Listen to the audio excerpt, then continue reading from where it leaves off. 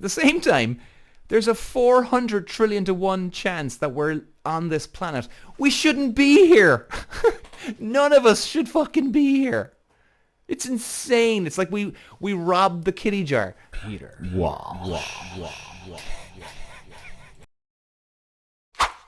All right. How's it going, everybody? Today we're talking about adoption, and many of you may or may not know that they have opened the laws here in Ireland. Now, any of you overseas visitors, I don't know what it's like in America, Canada, Australia, Germany, Holland, New Zealand, other places that you listen to me. I don't know. But look, hey, if you're an adopted child, maybe there's some things out of here that can be useful, okay, if you haven't met your birth parents. Because there is one scenario that I'm going to bring up that even if you don't want to meet your birth parents, you should definitely send a letter to your birth mother, and I'm going to get into that soon. Okay, so before we go, guys, they have opened up the floodgates here in Ireland. In other words, no more privacy bullshit.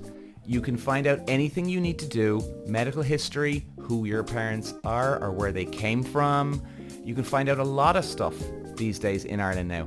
You have the right, it's a law now, you have the right to find out anything you need to do, which is, I think it's a good thing. I did have a good experience with my birth mother, the luckier ones to come out of this, even though I had a horrendous scenario with my birth father. Horrendous. But I'm still one of the lucky ones to come out of this, because there's so many people that have so many horror stories. And I will say this to you, if you want to go meet your birth parents, no matter what comes out of the gates, you are not prepared for what's about to come. It can be good, it can be bad. Now, I actually said it to my agent, believe it or not, one day. I said, you know what, man, this is like the D-Day Omaha beach of emotions. He goes, what do you mean? I said, well, like, it's like back in the World War II days where, give me a bit of rope here, guys. It's kind of funny, but it actually makes a lot of sense. And he even agreed. I said, well, Jesus Christ, because he's giving you all the horror stories, and he wants to prepare you for what can happen. And so he was giving me a lot of horror stories that this happens, that happens, and there's heartbreak on the birth parent side, there's heartbreak on the kid's side, there's all sorts of scenarios. Then there's the good scenarios. But I even said to him, I said, why are you telling me this stuff? He goes, well, look, I just want to prepare you for what could happen. I went, oh, okay. And I thought about that. I went, well, is this really going to help? Like, when it comes down to it, if it turns to shit, if it's a hurricane of crap, is it really going to help? And he went, well, look, we try and help anyway. So he thinks it does. I personally don't think it does. And I genuinely do believe they do mean good intentions. They're trying to help you with all the emotion that comes with it.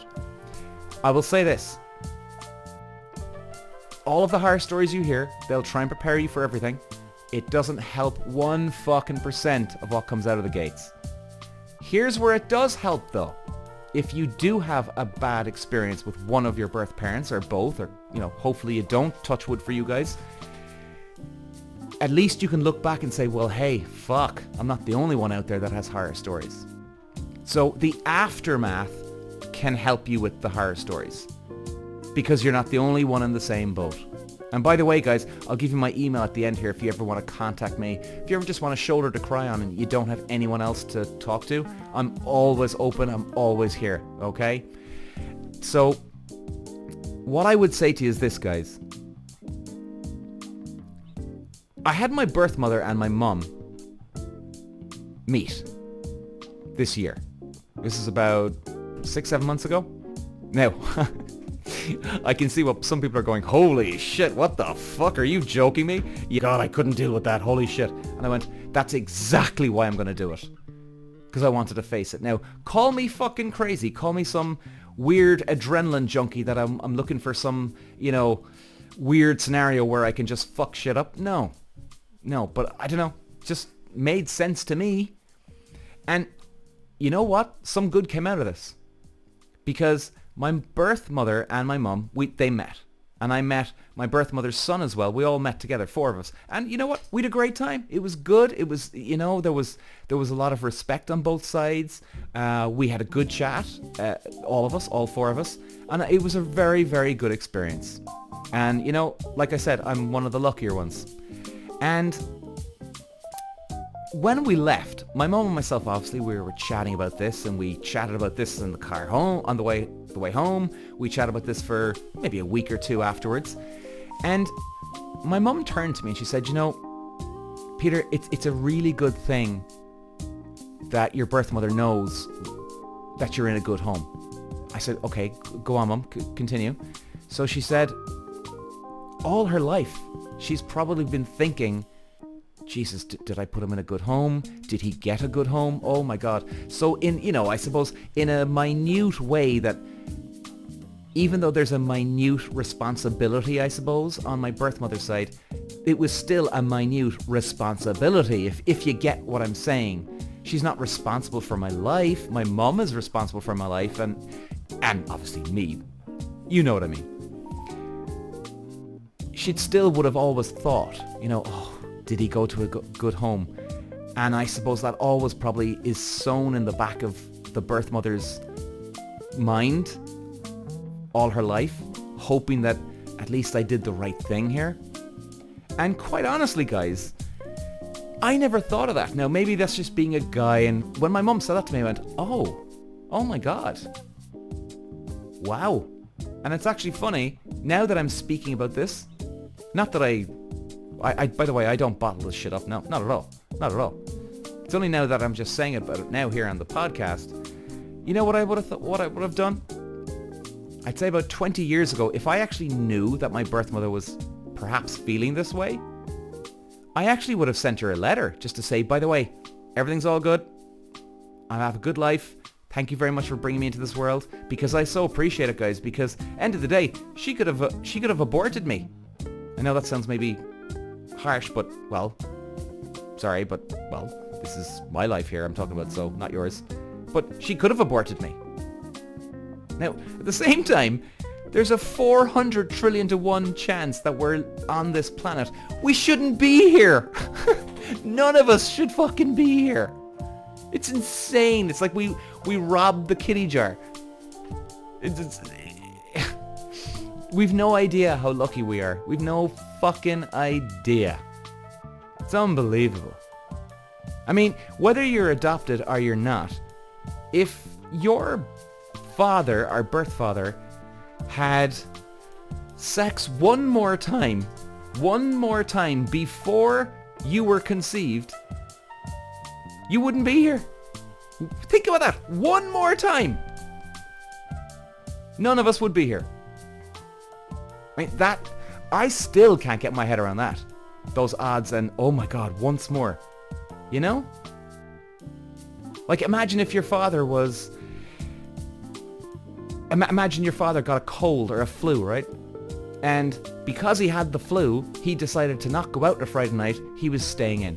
But if he didn't have the flu, he could have met that girl one night, or some other girl, and you came along. But because he had the fucking flu, then that brought you into this world. I mean, it's unbelievable the amount of variables, the permutations. We should all be thanking our fucking lucky stars we're on this planet, whether you are adopted or you are not. We should all be thanking our lucky fucking stars we're here. And I'm incredibly grateful, so grateful to my birth mother that she brought me into this world, because my life, I love my life. I wouldn't change up my family for anything in this world. I'm so happy that I have my family. I love my life. I love my family. I love my friends. I love everything about it. And yeah, sure, families have problems. But but whether you're adopted or you're not, what family doesn't have fucking problems? Give me one family in this world that has never had a problem between a brother and sister, or a mother and daughter, mother and son, father and daughter, you know? Happens in every family out there. So what I would have done is I would have sent her a letter. I wouldn't have had any interest in meeting her back then. She'd be thinking about this all her life. I mean, there's a chance that maybe she wouldn't have. But like, there's a good chance, a very, very strong chance that she did. I would have been like, oh, okay, well, Jesus, Mum, do you know what? I'll send her a letter. And I would have probably sat down with my mum, say, hey, Mum, what do you think of this? Is this a nice thing to send? Because a mother would know another mother. So I would have sent that to them, and, you know, that would have put my mind at ease. It certainly would have played it. Now, that definitely would have played in my mind going, oh, shit, man, maybe I should send her a letter just to put her at ease. And I definitely would have 100% have done that back in the day. So my point is, guys, even if you don't want to meet your birth parents, maybe do that. Maybe send a letter. And by the way, I'm not trying to fuck anybody in the head here. I'm not trying to manipulate anybody in the head. Because believe you me, and I know this for a fact, everybody's got a different path here in this adoption scenario. It can be incredibly traumatizing for people. I'm one of the lucky ones, thank God. Bless you, God, and everything. Thank you so much. I'm so grateful. But I've heard some of the horror stories. I know some people who've had horrendous horror stories. So you don't want to go there, you don't go there. And believe you me, if anybody said that to me straight out, well, I tell you this now, I'd be like, you know what, buddy? You do whatever you got to do. Fuck what everybody else thinks. Fuck them. And you do whatever you need to do, and that's it. And I would never, ever judge anyone in what they want to do when it comes to this scenario. Because it can be very tragic. Now, like I said, I feel very lucky. When I actually met the agent in the agency and he was telling me all the horror stories and this and that, I was actually dealing with two scenarios here. I was dealing with my birth father and my birth mother at all one time, ladies and gentlemen.